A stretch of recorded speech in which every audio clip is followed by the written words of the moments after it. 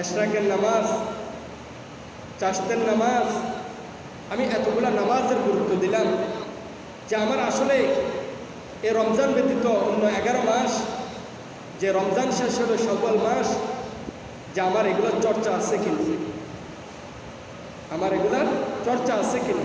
রমজান মাস আমি রোজা রাখলাম, রমজানুল মোবারক একটা মাস সিয়াম সাধনা করলাম, যে অন্য 11 মাসে এগুলার কিছুটা চর্চা আছে কিনা, আমি এগুলো চর্চা রাখতে পারি কিনা।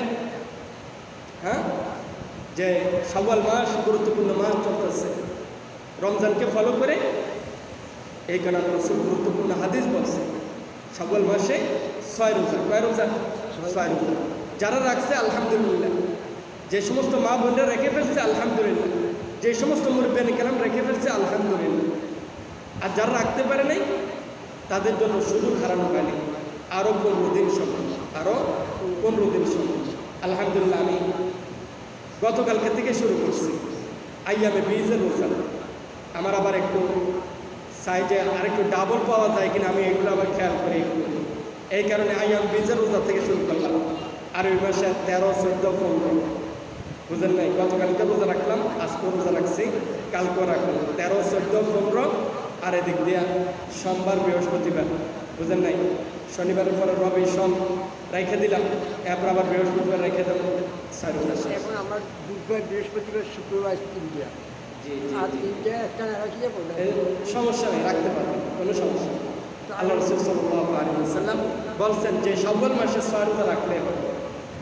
এখন আমি যে আরেকটু বাড়তি সওয়াব যাতে পেয়ে যাই, এই কারণে কি রাসূল সাল্লাল্লাহু আলাইহি ওয়াসাল্লাম যে আইয়ামে বীজের রোজা রাখতেন এটা রাখতেছে।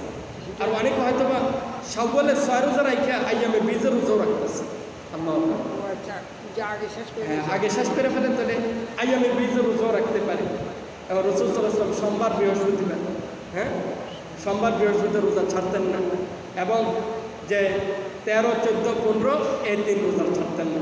এটা প্রতি মাসের আমল, প্রতি মাসের আমল।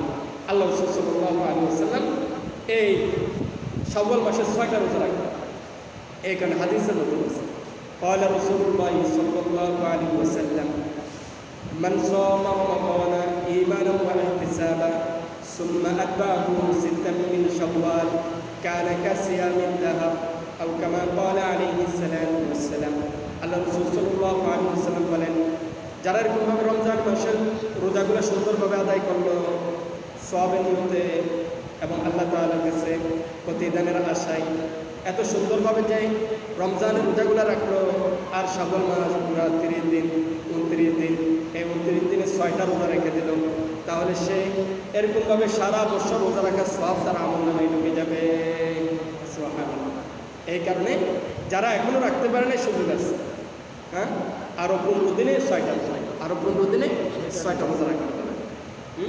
আর যারা শাওয়াল মাসের রোজাগুলো রাখছে তাদের দায়িত্ব হলো যে এরকমভাবে আইয়ামে বীজের রোজাগুলা যে গতকালকে থেকে শুরু করছে রেখে দেবে এবং সোমবার, বৃহস্পতিবার রোজাগুলো রাখবে।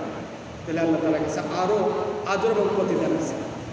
আমার যে কথা বলার উদ্দেশ্য, রমজান মাসের চর্চা এই 11 মাসে রাখা, হ্যাঁ, নামাজ, নফল নামাজ, ফরজ নামাজ, সুন্নত, এগুলো গুরুত্বের সাথে করে আদায় করা। যে আমি রমজানে এত গুরুত্ব দিলাম, এখন আমার ফরজ যে নামাজটা এটার সাথে আমি সুন্নতটা ঠিক রাখতে পারি। আজকে জুমার দিন, অনেকে হয়তো বা ফরজ নামাজটা, এই যে মানে জুমার নামাজটা ফরজ উঠতে পারে, আসলো শেষে গেল আগে, এই আবাদত বন্দেগীর মধ্যে মানে অর্থাৎ তাড়াহুড়া আল্লাহ তাআলার কাছে পছন্দ না। আল্লাহ তাআলার কাছে পছন্দ হলো যত ধীরে ধীরে আস্তে আস্তে আবাদত বন্দেগী করা, যে আল্লাহ তাআলা সব কিছু দেখতেছে, আল্লাহ সন্তুষ্টর জন্য আমি আবাদত বন্দেগী করতেছি। দুনিয়ার কোনো মানুষকে দেখানোর জন্য আমি কি করি না, আবাদত বন্দেগী করতেছি।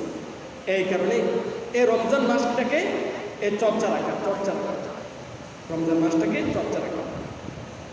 এই কারণে যারা শাওয়াল মাসের এখনো রোজা রাখতে পারে নাই তারা যাতে রেখে দেয়, এবং কি যাতে পুরো বছর রোজার সওয়াবগুলো পেয়ে আমরা এটাই আশাবাদী। অনেক মা বোনরা হয়তো রেখে ফেলছে, আরও যারা বাকি আছে তারাও যাতে রেখে দেয়, এবং অনেক পুরুষরা বাকি আছে তারাও যাতে রেখে দেয়।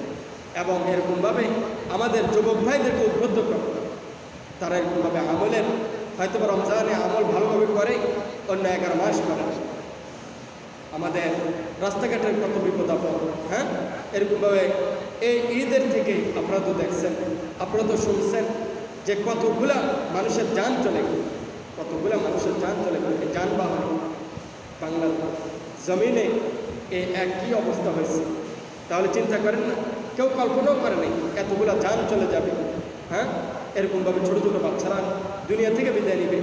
তাদের তো বাবা মার স্বপ্ন ছিল আমার সন্তানটা বড় হবে এবং এরকমভাবে তার একটা কেরিয়ার হবে, তারা আমাদের দায়িত্ব নেবে, এরকমভাবে আমরা বুড়াবুড়ি হব, তারাও এরকমভাবে বৃদ্ধ হবে, তাদের সন্তানরাও দায়িত্ব নেবে। কত বড় প্ল্যান! কিন্তু অথচ এক যানবাহনে সমস্ত কিছু শেষ, স্বপ্ন শেষ। তাহলে যে আমলগুলা নিয়ে যেতে পারলো এই আমলগুলো থাকবে, অন্য কিছু থাকবে না, অন্য কোনো কিছু থাকবে না। দুনিয়াতে আপনি একটা ঘর রেখে গেছেন, একটা বাড়ি করে গেছেন, হ্যাঁ, দালান কোঠা অনেক সুন্দর করে রাখছেন, এগুলো কোনো কাজে আসবে না। আপনাকে 3.5 হাত মাটির নিচে যেতে হবে, আর একটু বাড়তিও দেন।